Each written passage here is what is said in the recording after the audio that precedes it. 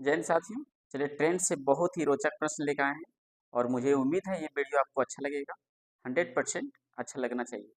चलिए प्रश्न है, 100 मीटर लंबी ट्रेन 100 मीटर लंबी पुल को 6 सेकंड में पार कर जाती है तो 200 मीटर लंबी पुल को पार करने में कितना समय लगेगा।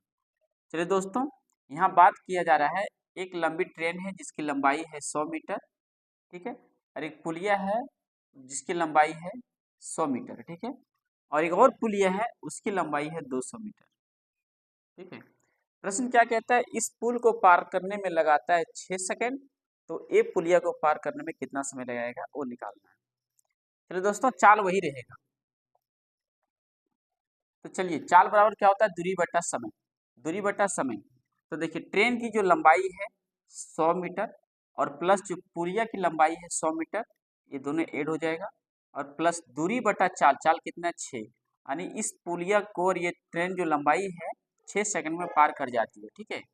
अब वही चाल उस पुलिया को पार करने में कितना समय लगेगा, तो ठीक है।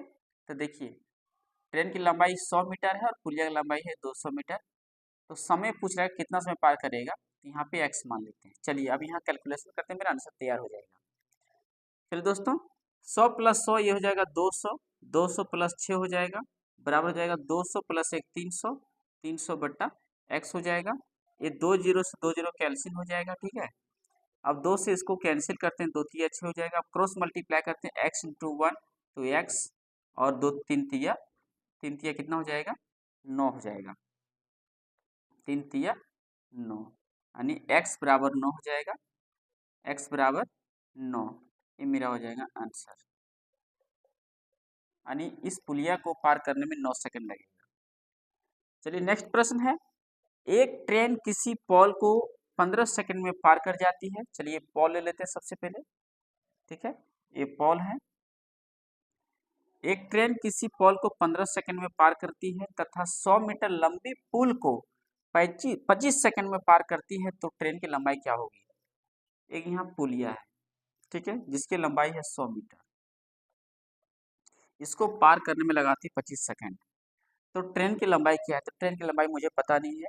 तो चलिए देखते हैं, चाल वही है, तो चाल बराबर दूरी बटा समय।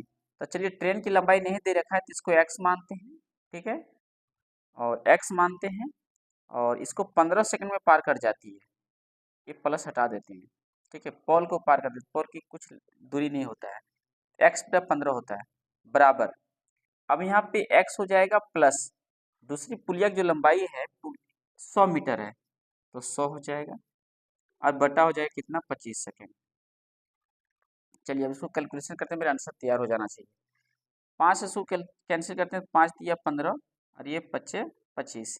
चलिए इसको 5 इंटू एक्स, ये हो जाएगा 5x, और 3 इंटू एक्स हो जाएगा 3x, ये हो जाएगा आपका यहाँ पे 300। 3x में 5x माइनस होगा तो 2x बचेगा, बराबर यहाँ पे 300 होगा। 200 कैंसिल करेंगे तो ये x बराबर आएगा 150,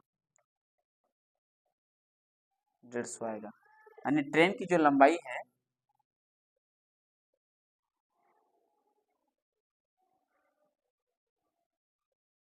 150 मीटर, ये रहा आंसर।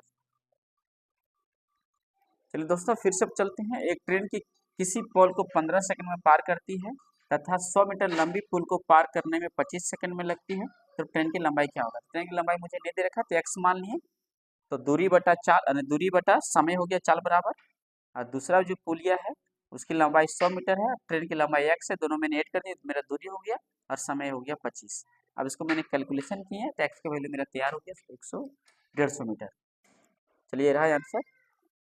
धन्यवाद। अगर वीडियो अच्छा लगा हो तो लाइक और सब्सक्राइब कर दें दोस्तों। जय हिंद।